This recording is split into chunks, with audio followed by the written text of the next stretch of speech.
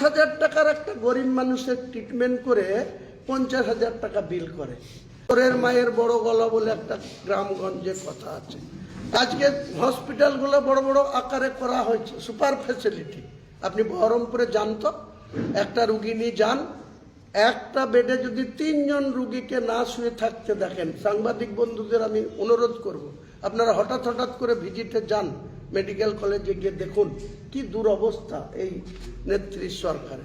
এনারা একটা স্বাস্থ্যসাথীর কার্ড চালু করে রেখেছে, প্রাইভেট নার্সিং হোমগুলো যাদের এন্ট্রি করে রেখেছে। 5,000 টাকার একটা গরিব মানুষের ট্রিটমেন্ট করে 50,000 টাকা বিল করে। আর ওই 50,000 টাকার বিল ভায়া সিওমে চিফ মেডিকেলের অফিস হয়ে সই হয়ে রাজ্যের স্বাস্থ্য ভবনে যায়। ওখানে গিয়ে 5,000 টাকার করলো, ওই লোকটার সাথে সই করে নিল, টিপ সই দিয়ে নিল, ওর কার্ড থেকে 50,000 কাটা হচ্ছে। 10,000 টাকা ওই বিল পাস করার জন্য স্বাস্থ্য ভবনের আধিকারিকরা নিচ্ছে। তাহলে 5,000 পাওয়ালা 8-10,000 দিল, ইনভেস্ট করলো, তাহলে 15,000 পেল কত? 50,000।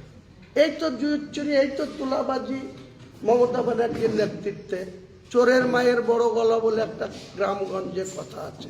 তাই এই মমতা ব্যানার্জিকে আমি চোর বলছি না, এই কুণাল ঘোষ বলেছিল কিনা যে চোরের রানী, ওকে সারদায় সব থেকে বেশি সুবিধা পাওয়া ব্যক্তি মমতা, তাকে গ্রেপ্তার করা হবে না কেন বলেছিল।